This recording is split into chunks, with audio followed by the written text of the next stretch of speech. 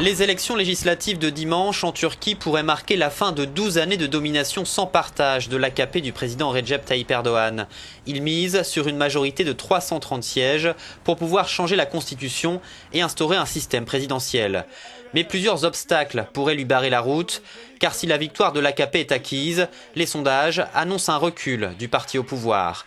Les dernières en date le créditent de 42% des intentions de vote.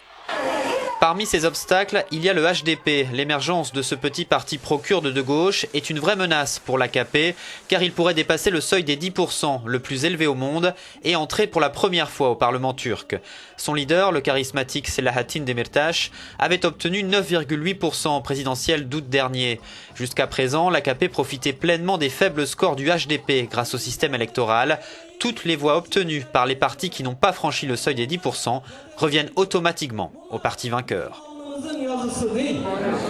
L'économie en pleine stagnation joue elle aussi contre l'AKP. Pendant des années, la croissance était comprise entre 4 et 10%. En 2014, elle chute à 2,9% et 2015 a commencé avec une croissance zéro au premier trimestre.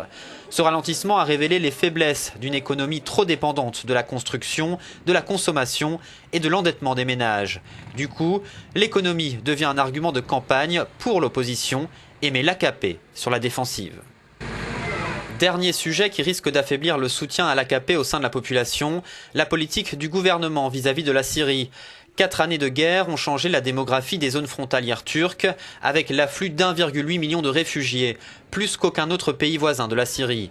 Ces arrivées massives ont provoqué un sentiment d'insécurité économique chez les habitants de ces régions. En plus de cette politique de frontières ouvertes aux Syriens, Ankara est l'un des plus virulents opposants à Bachar al-Assad. Une politique perçue par beaucoup en Turquie comme trop agressive et interventionniste.